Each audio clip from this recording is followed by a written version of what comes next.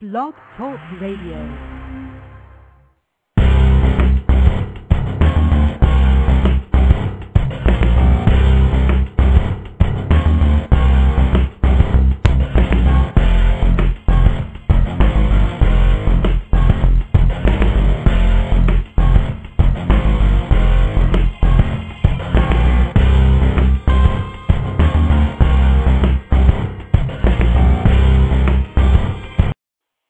Hello everyone, today is April 25th, 2010.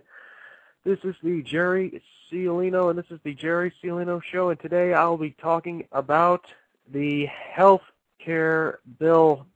Today I'll be breaking it down even further. I found certainly a lot of interesting goodies in there, certainly more than I bargained for in my research this week, so it looks like the entire show today is going to be just on that, and Tuesday I may do another broadcast on the other stories I was going to originally cover today. If you would like to call into the show at any time during the show, I'll stop to take a few calls every now and then. My number to call in is 646-378-1514.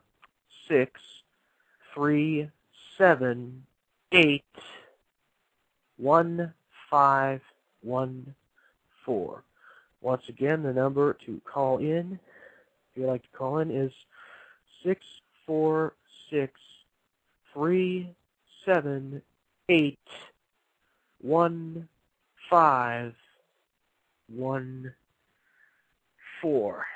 Now let's start out the show. I'm going to explain why I didn't broadcast last week. Now, after my last broadcast the Sunday before, the last one, I was doing okay at first. I just did the broadcast, and my throat was slightly sore, but other than that, I felt fine. So, after I made my broadcast, I got something to eat and met up with a couple of friends and went to the comic book store. And to make a long story short, I eventually started feeling sick. Now, I knew it could have been a burger I ate that was like an hour ago, and based on what I know about food poisoning, depending on the severity of the infection and the species of bacteria which caused the infection, the incubation period would take a bare minimum few hours, or a day, in some cases a few days. So I figured it might have been that salmon that I ate even earlier. But that didn't make sense either, because it still seemed like it was okay. I mean, it didn't smell bad. The color was pretty good on it. I mean, I needed a bathroom and fast, and after far too much walking, I made it to a local Wings and Things, and had some pretty nasty diarrhea. I mean, I felt a lot better after that, but I still knew something was not right in the old gut, and it might happen again. I basically wanted to go home and go home soon. I mean, of course I did something which may have made the situation worse by getting a frozen yogurt, and so I walked home from there. After that, about halfway home, I once again, nature called, so I finally got home. I had another bout of diarrhea, once again, putting a whole new meaning to the term having a crappy day. I cleaned myself up and took a shower and changed into some clean clothes, and by the end of that whole day, I was so exhausted I could barely even stand up. So I woke up the next day, and though my stomach no longer hurt, I still felt like something was wrong down there, and I still felt like I got hit by a bus, and then the bus backed up and hit me again. But I still went to work, which wasn't really, hindsight really wasn't a very good idea. About a half hour into what would have been a 5-hour shift, as most of my shifts are, I felt really hot. It felt like the room was at least 100 degrees.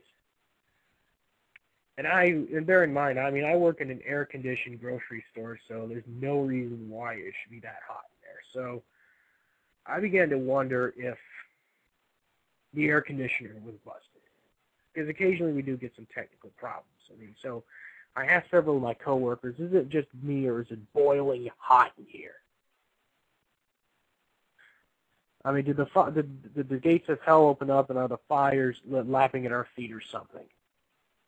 And they all said it was just me, and to top it all off, my job requires a lot of bending over, and I kept having a very difficult time, much more so than I usually do, of getting back up again. So I requested to go home and went home and rested the rest of the day. Now, for most of the week, I felt like I was going to pass out, literally like I was going to pass out. My body certainly didn't work, and my mind was even worse off, so every time I tried to do research or any thinking of any kind, my brain just wouldn't turn on. It wouldn't process. So by the time I started feeling even slightly human again, it was only a day or so away from my usual broadcast date, and since I, at that time, did no research and was too last minute to be able to catch up, even hope to catch up, I had to cancel that one. Now, I'm not a doctor and I didn't see one, but it looks like what happened to me was I got the stomach flu. It killed my immune system, and then I got the regular flu. But that's enough yakking about yours truly. It's time to get down to business. First, we're continuing my analysis of this health care bill ripoff. Apparently, some upper-level congressional staffers thought this health care bill was so great that they exempted themselves and other elitists from it while using their Washington doublespeak to make it appear as if they're in the program just like the rest of us. I mean, check out page 65. Members of Congress in the exchange requirement, notwithstanding any other provision of law. After the effective date of this subtitle, the only health plans that the federal government may make available to members of Congress and congressional staff with respect to their service as a member of Congress or congressional staff shall be health plans that are created under this act or an amendment made by this act or offered through an exchange established under this act or an amendment made by this act. Sounds pretty clear, right? It looks as if Congress is going to suffer with the rest of us. Well, not exactly. The passage continues on by saying, under definitions, in this section, members of Congress. The term a member of Congress means any member of the House or representative per state. Congressional staff. The term congressional staff, and this is the key one here, means all full-time and part-time employees employed by the official office of a member of Congress, whether in Washington, D.C. or outside of Washington, D.C.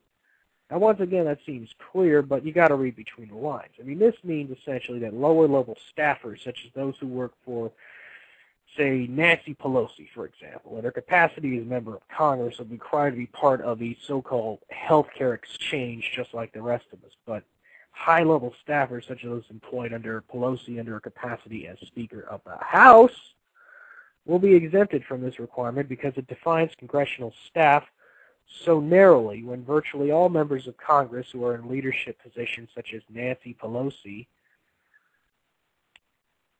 also have higher-level staffers who work for them in that particular capacity.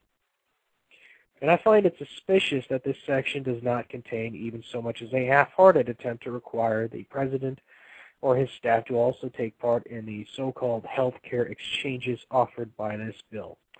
The president is not even mentioned in this particular section of the bill. Now, of course, even if there was such an airtight mandate, and let's play devil's advocate and say there is on all Washington elitists, it wouldn't actually matter unless it was actually enforced. Half of Congress, that's right, half of Congress doesn't even pay income taxes at all. And most high-level members of the Obama administration, including this Treasury Secretary Tim Geithner, who in his position as Treasury Secretary is the head of the IRS, have deliberately not paid their income taxes, while they are sucking every last dime out of us, the people, to fund their latest criminal Ponzi scheme. I repeat, half of Congress doesn't pay their income taxes, and most high-level Obama administration officials don't pay their income taxes. Yet they want to continue to raise taxes on us, the people. That is the definition of tyranny, folks. When the law applies to us, the people, on the very bottom, but it doesn't apply